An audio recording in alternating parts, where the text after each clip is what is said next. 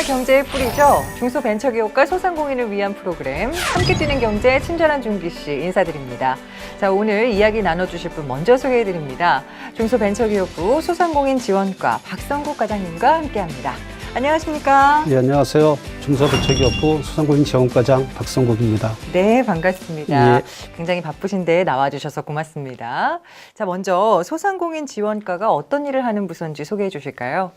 우리나라에 한 600만 소상공인과 자영업자가 있는데 네. 중소벤처기업에서 많은 부서에서 그 지원을 하고 있습니다.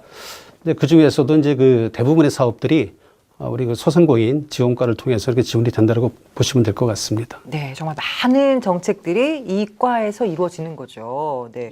자, 제가 알기로는 창업 단계, 성장 단계, 재기 단계 이렇게 나뉘어서 지원 정책들이 있는 것으로 압니다. 자, 그럼 먼저 창업 단계의 대표적인 제도부터 좀 알아볼게요. 어떤 거가 있나요?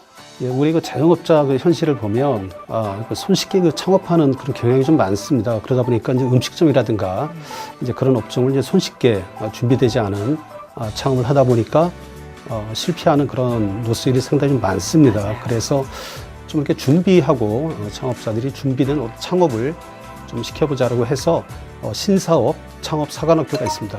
그래서 그쪽을 통해서 이렇게 창업을 준비된 창업을 유도를 하고 있습니다. 네, 학교라는 표현이 들어가서 그런지 뭔가 체계적인 교육도 있을 것 같고 거기서 배울 게 많을 것 같아요. 어떻습니까? 예. 거기를 통해서 이제 실질적으로 이제 준비된 창업을 하다 보니까 그러한 그 교육생들의 만족도도 상당히 좀 높게 나오고 있습니다. 네, 뭔가 차근차근 공부하는 느낌이 들 것 같은데요. 이 신사업 창업 사관학교 어떤 역할을 하는지 조금 더 자세하게 설명해 주실까요? 준비된 창업을 이렇게 시키려다 보니까 그 사전에 어떤 교육 과정을 좀 체계적으로 교육을 하고 그래서 그러한 교육을 한 달 반 정도를 시키고 있습니다.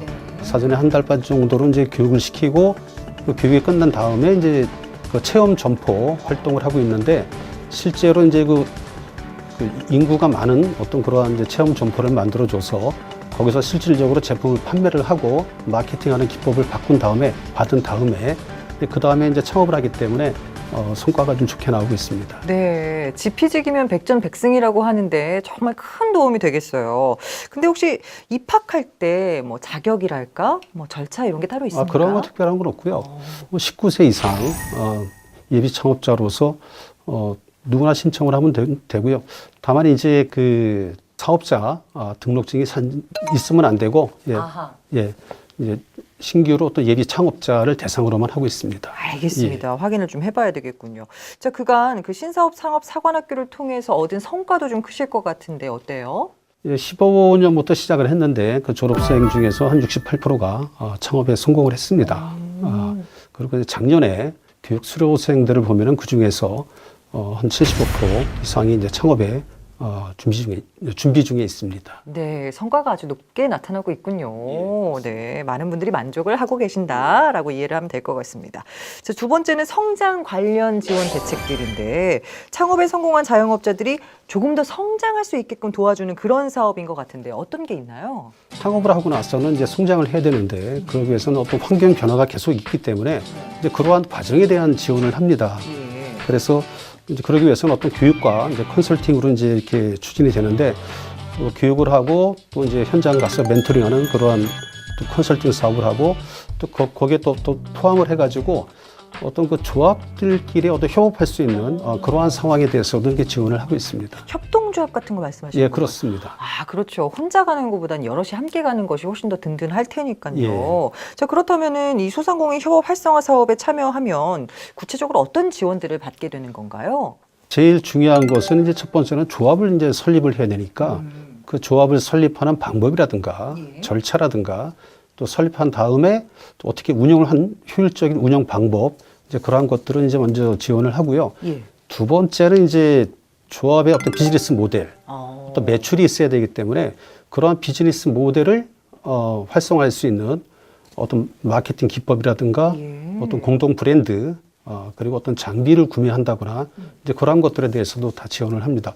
그래서 저희가 이제 그 정부 자금으로 5억 원까지 이렇게 지원을 하는 사례도 있습니다. 그렇군요. 사실 개별 소상공인들이 할 수 없는 뭔가 좀 한계점 같은 게 있는 건데 여럿이 모이면 또 그걸 좀 타개할 수 있는 거잖아요. 예, 그렇습니다. 그렇죠. 지금까지 성과는 좀 어떻습니까? 13년부터 이제 사업이 추진이 됐는데 현재까지 한 1,400개 조합을 지원을 했고요. 그래서 그 조합 평균 매출이 좀 많이 올랐습니다. 그래서 저희가 분석을 해보니까 18년 기준으로 해서 전체 조합이 한 20% 정도 성장을 했고요. 네. 거기에 이제 속한 조합원들도 한 12.5% 정도 이게 성장한 걸로 조사가 된 바 있습니다. 예. 사실 저는 올해가 더 기대가 되는 게 그 예산이 254억 원이 편성이 돼 있다고 저는 알고 있거든요. 예, 아무래도 올해 더 발전을 하겠네요, 협동조합은. 예, 그렇습니다. 그 예산은 계속 지금 증액이 되고 있어가지고 더 많은 지원이 있을 거라고 예상이 되고 있습니다. 알겠습니다. 많은 분들이 좀 도움을 받으셨으면 예. 좋겠고요. 자, 이번에는 재기 단계의 제도입니다. 폐업을 했다가 다시 일어서려는 우리 자영업자들을 지원해주는 제도가 맞는 것 같은데요. 대표적인 재기 지원 사업 어떤 게 있나요? 이제 두 가지로 보시면 될 것 같습니다. 희망 리턴 패키지 사업이 있고, 네. 이제 재창업 패키지 사업이 있는데, 희망 리턴 패키지 사업이라고 하는 것은 이제 사업을 폐업을 하고, 다른 뭐 직장을 찾아가서 이렇게 취업을 하는 이제 그러한 그 사업이 되겠고요. 또 한 가지는 이제 재창업, 네. 다시 폐업을 하고 다시 창업을 하겠다. 그 두 가지로 볼 수가 있겠습니다. 네. 그럼 혹시라도 폐업 예정인 분들 또는 폐업한 분들도 다 뭐 지원이 되는 건가요? 아니면 뭐 따로 정해져 있는 건가요? 따로 정해져 있는 건 없고요. 그러니까 폐업을 했거나 또 폐업을 할 예정이거나 이제 그러한 분들 중에서 이제 재창업을 하지 않으신 분들은 모두 다 지원이 가능합니다. 자, 그러면 폐업하신 자영업자들 중에서도 다시 창업을 원하시는 분들에게는 재창업 패키지가 그렇습니다. 아, 그래요. 자, 그럼 재창업 패키지 사업의 주요 지원 내용을 좀 더 알아볼까요? 재창업 패키지 사업 같은 경우는 이제 기존에 이제 폐업하는 가장 큰 문제가 뭐냐면 그 과밀 업종에 대해서 창업을 하기 때문에 비과밀 업종, 비과밀 업종에 대해서 재창업을 하고자 하는 폐업을 했거나 또 폐업이 예정된 그러한 분들이면 모두 다 참석이 가능합니다. 자, 여기서 비과밀 업종이라고 하면은 기존에 있던 그런 과밀 업종이 아닌 뭐 ICT 산업이라든가 이쪽의 이야기를 하시는 거죠. 예, 그럴 수도 있고 이제 보면은 이제 어떤 그 아이디어가 있어가지고 기존에 과밀하지 않은 그 새로운 사업 분야에 대해서 만약에 음식점이라고 하더라도 기존에 뭐 똑같이 뭐 남들이 하고 있는 거 그런 거 말고 다른 독특한 아이디어가 있어가지고 뭐 신사업 분야다. 그러면 이제 그러한 쪽으로 이제 특화해서 이렇게 지원을 하는 그러한 형태가 되겠습니다. 그간의 재창업 패키지 사업의 성과도 좀 궁금한데 어떻습니까? 재창업 패키지 사업을 통해서는 그 17년 수료생들을 조사를 해보니까 그중에 59%가 재창업에 성공한 것으로 이렇게 조사가 됐습니다. 네, 반 이상이네요. 그렇죠. 굉장히 큰 성과를 거두시고 계신 것 같습니다. 자, 그래요. 자, 창업부터 성장, 그리고 뭐 폐업, 재기에 이르기까지 자영업자분들을 위해서 정말 많은 노력들을 기울이고 계신데요. 이런 지원들이 다 이루어지려면 사실은 예산 확보가 중요할 것 같습니다. 자, 2019년 소상공인 지원과에서 집행하는 올해 전체 지원 예산이 좀 궁금하거든요. 600만 그 소상공인 자영업자 그 지원을 위해서 저희가 상당히 신경을 좀 많이 쓰고 있습니다. 그래서 지원 사업도 좀 확대를 많이 좀 하고 있는데 작년 대비 한 50% 정도가 증가가 돼서 1,263억 원 정도 예산이 편성이 돼 있습니다. 예, 정말 많이 증액이 됐군요. 예, 그만큼 소상공인과 자영업자에 대한 관심이 높아졌다. 이렇게 봐도 되는 거죠. 그렇게 볼 수 있겠죠. 알겠습니다. 자, 마지막으로 앞으로의 계획이나 각오 있으시다면 말씀해 주실까요?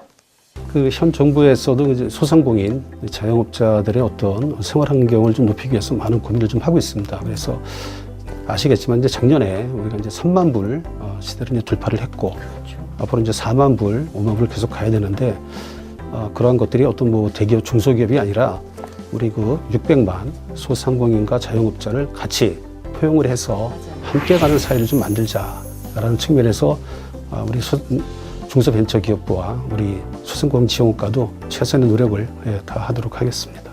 네. 자, 유람에서 무덤까지라는 말이 있습니다. 소상공인들의 창업부터 성장, 폐업, 재기까지 이 전 과정을 지원해주는 제도가 있다는 거 꼭 기억해 주시고요. 저희는 다음 주에 1인 창조기업에 대한 이야기로 돌아오겠습니다. 끝까지 함께해 주신 여러분 고맙습니다.